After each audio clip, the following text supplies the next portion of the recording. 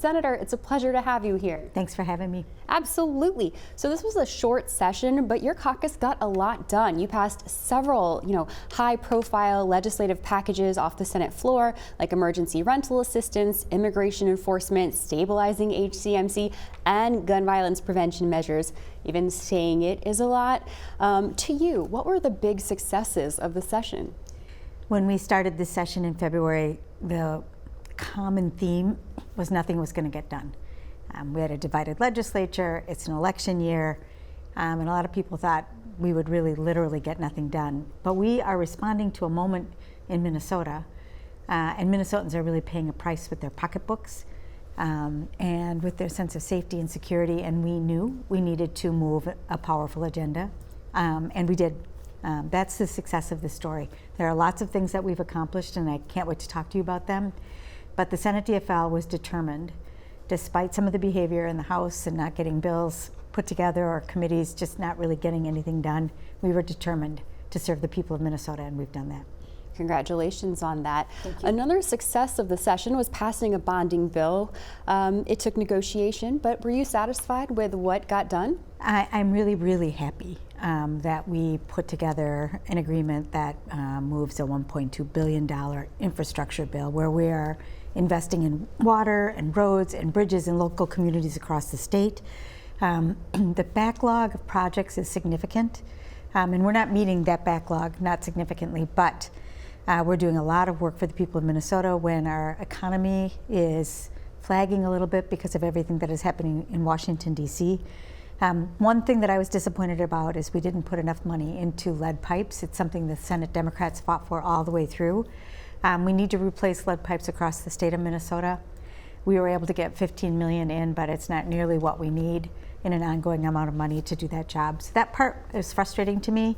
I wish we could get to that negotiation a little earlier. Often people in the minority think they want to wait until the last minute to use the maximum leverage that they have. And that results then in a quickly put together bonding bill. But gratefully, Sandy Pappas and others had been working all session, so they were able to accomplish that. Well, to the point of using the bonding bill as a bargaining chip, Senate Republicans were able to get one of their priorities in response to getting the bonding bill out the door, and that was lowering vehicle tab fees. What were your thoughts on that? We are very focused on making sure life is affordable. We want to get a fair deal to the people of Minnesota, and they're really paying for it right now at the pump. Gas prices are higher than I can ever remember. We could do a gas price holiday, but I don't think that would actually work very well because we can't regulate that market. But we could do this and take a little pressure off of people's transportation costs at home. One thing that I found bewildering and frustrating is we learned that this could be implemented as early as October of this year. And that was our position. If we're going to do this, let's do it as swiftly as we can and get the money into people's hands. But our Republican colleagues across the aisle wanted to wait until January, and I'm not sure why they wanted to do that, but they did and insisted. So this will come a little later. We would have been happy to do it sooner.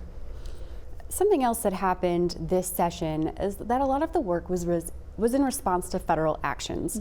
And you said because of that, a lot of things got left behind. Take me through some of the things that you wished, had been gotten to this session.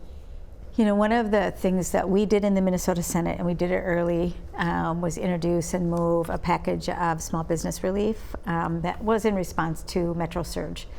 Senator Champion did a phenomenal job on that proposal. It was forgivable loans all across the state of Minnesota for people who had experienced impacts.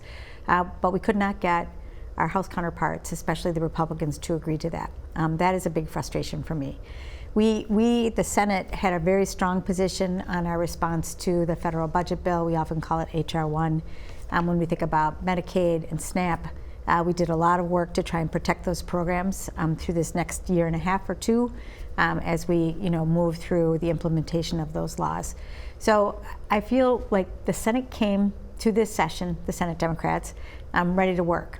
To respond to what we've experienced and put forth a strong budget and proposals to meet the moment, and much of that became law. Given that the state has a relationship with the federal government, we rely on them for lots of things.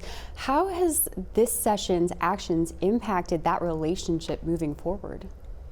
You know, the current administration, the Trump administration, has been very, very hard on states in terms of funding and the commitment that the longstanding partnership that we've had. So you think about what they're doing with Medicaid, with SNAP, with unfunded mandates to our counties, and the largest tax cut that is going to benefit the wealthiest Americans first.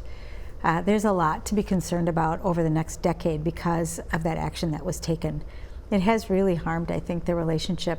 And I never imagined in my tenure that I would be thinking about states' rights and our autonomy to make decisions for our people, but this administration is eroding that. This administration is eroding the relationship between itself and the Congress, and the Congress is rolling over and allowing it to happen. So the states have got to fight. The states have got to stand up and stick up for their people and for our ability to lead and govern for the state of Minnesota. You mentioned relationships. Let's talk about the relationships closer to home. We started this session talking about bipartisanship, and there were great wins there this session with the creation of the Independent Office of the Inspector General, and there was a consumer protection package for homeowners associations. But there were also a lot of straight party line votes. You know, what's your reaction to that? You know, we came into this session to serve the people of Minnesota, first and foremost, and get work done. That higher order than bipartisanship, if you will. It's a really important, and I think in this divided legislature, you've got to earn the votes of members of the House and the Senate, so by its nature, we're going to end up with a lot of compromises. But there were things that we needed to get done, and I think the response to Metro Surge and the powerful package that we put together on gun violence prevention is a really core example of when the demand for bipartisanship doesn't necessarily meet the needs of the people of Minnesota. So I think it's important for us to act on their behalf and earn the votes along the way. That's the work that we do.